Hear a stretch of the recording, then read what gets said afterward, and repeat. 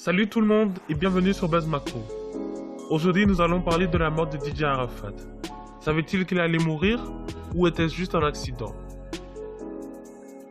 Avant toute chose, on tient à signaler que tout ce qui sera dit dans cette vidéo ne sont que des spéculations. Nous ne voulons ni salir l'image de l'artiste, ni confirmer quoi que ce soit. Mais c'est à vous de vous faire votre propre opinion. Pour ceux qui ne connaissent pas l'artiste, on vous le présente. DJ Arafat de son vrai nom, Ange Didier Ouan, parfois appelé Yolabo, commandant Zabram, Sao Tomé le dictateur, ou aussi le roi du coupé décalé. Il est né le 26 janvier 1986 à Yopougon et mort accidentellement le 12 août 2019 à Abidjan. Il était un chanteur, compositeur et arrangeur musical ivoirien.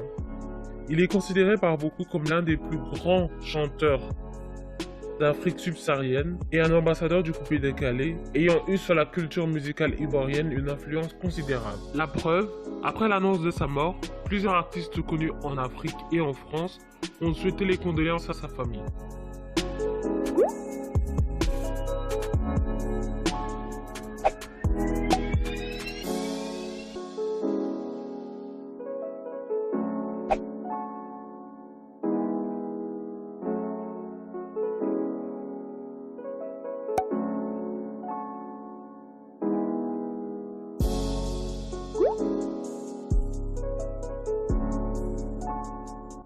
Nous nous sommes rendus sur les réseaux sociaux pour cerner le personnage car nous ne le connaissions pas. Mais nous sommes tombés sur des vidéos de l'artiste et des commentaires des internautes qui choquent. D'où la question de savoir s'il savait qu'il allait mourir. Voici quelques extraits. Vous serez mort. Vous aurez un mort sur votre conscience. Vous aurez un mort sur votre conscience. Ça peut être moi. Ce message. Comme vous les fans qui regardez des vidéos, vous voyez tout en buzz. Je vous dis, ce n'est pas buzz. Vous allez perdre un artiste. Ça peut être moi. Je suis à mes ennemis, car pendant qu'ils pensent qu'ils sont forts, c'est là que moi je deviens comme du formol. Et ça va aller. Il y a des millions de jeunes qui font le coupé décalé, qui veulent être comme toi. Est-ce que tu peux leur donner ton secret? Si je donne mon secret, ils vont venir me descendre demain. Donc en esprit, je ne peux pas trop vous donner le secret.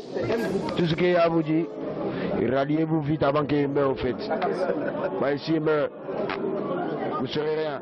Mais pendant que je vis... Si vous avez bien suivi ces extraits, vous remarquez bien qu'il parle à chaque fois de la mort. Et sachant que l'artiste était au sommet de son art, c'est choquant. En général, lorsqu'un artiste a du succès, il pense à la vie, aux belles choses, voiture, maison, voyage, etc. et à toujours se surpasser lui-même. Or là, ce n'est pas le cas.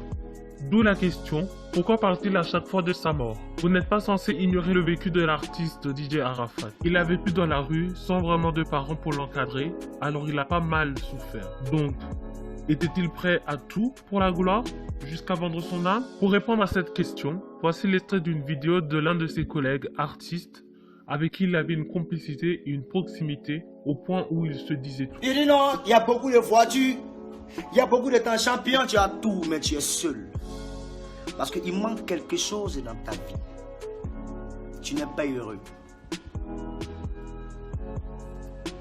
Tu joues un peu le jeu. Parce que tu as vendu ce qu'on appelle, je ne veux pas appeler ça ton âme, mais tu as vendu ton bonheur. Tu comprends un peu? Tu as vendu ton bonheur. Aujourd'hui, tu as tout à cause des gris-gris. Tu as tout à cause du fétichisme. Tu as tout à cause des pratiques occultes. Mais moi, tu es sûr que si moi, je voulais faire des conneries, des pratiques occultes là, Arafat, moi, je n'ai jamais connu féticheur. La première personne qui m'a envoyé chez féticheur, il y a eu Dioti et puis il a cassé tous les papeaux. Le premier gars qui m'a envoyé chez féticheur, écoutez très bien, il s'appelle Arafat. Et c'était à Koumassi. C'est Arafat qui m'a envoyé chez féticheur. Oui, parce qu'il adore ça, il aime bien ça. Il adore le fétichisme. Voici des images qui soutiennent cette thèse.